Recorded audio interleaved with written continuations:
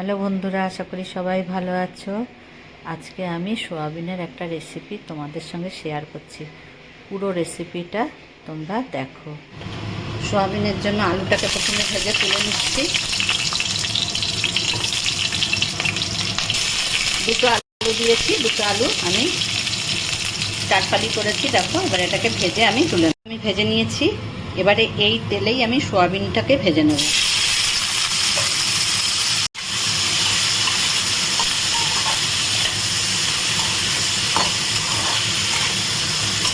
সোয়াবিনটা আমার ভাজা হয়ে গেছে। এবারে আমি এটাকে কিছুক্ষণ ঠান্ডা হতে দেবো। আমি কিন্তু সোয়াবিনটা প্রথমে একটু উষ্ণ গরম জলে ভিজিয়ে রেখেছিলাম, সেটা তোমাদের আমার দেখানো হয়নি। তারপরে জলটা চেপে নিয়ে আলুটাকে ভেজে তুলে সোয়াবিনটাকে ভাজলাম। ভাজা হয়ে গেছে। আমি এখন গ্যাসটাকে অফ করে এটাকে একটু কিছুক্ষণ রেখে দিচ্ছি। একটু ঠান্ডা করে নিয়েছি। এর মধ্যে আমি আলুটাকে দিয়ে দিচ্ছি, সোয়াবিনটা দিয়েছি। এবারে আমি দেবো এই যে পেঁয়াজ আদা রসুন বেটে রেখেছি, এটা দিয়ে দিচ্ছি। এই গরম মশলাগুলো, এলাচ দারচিনি লবঙ্গ তেজপাতা, আর দিচ্ছি 1 চামচ ধনে গুঁড়ো,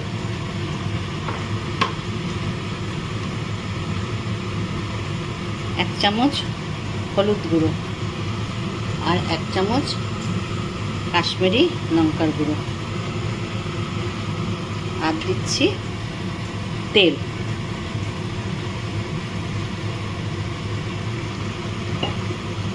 এবারে এটাকে আমি ভালো করে মাখাবো। নুনটা দিয়ে দিই, পরিমাণ মতন নুন। এবারে ভালো করে এটাকে আমি আগে মাখিয়ে নেব।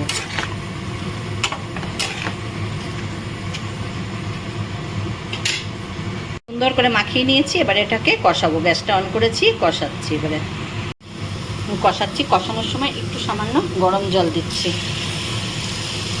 দিয়ে আমি এটাকে ভালো করে কষাবো।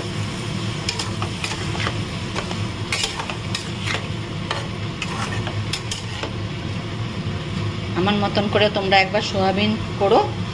ভালো লাগলে আমার চ্যানেলটাকে লাইক করো, কমেন্ট করো, আমাকে জানিও কেমন লাগলো তোমাদের। এটাকে এবারে আমি কষাতে, আমি একটু অল্প জল দিয়েছি, জল দিয়ে কষাচ্ছি এটা। এবারে আমি একটু ঢাকা দিয়ে দিচ্ছি। মিডিয়াম আঁচে রেখেছি, একটু ঢাকা দিয়ে দিলাম। সোয়াবিনের তরকারিটা আমার হয়ে গেছে। আমি একটু কস্তুরি মেথি এতে দিলাম।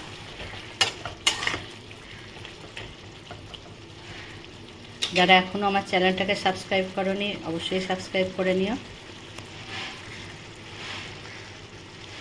এবারে এটাকে আমি নামিয়ে নিচ্ছি। দেখো, সোয়াবিনের রেসিপিটা আমার হয়ে গেছে। তোমাদের কেমন লাগলো তোমরা কমেন্ট করে জানিও। সবাই ভালো থেকো।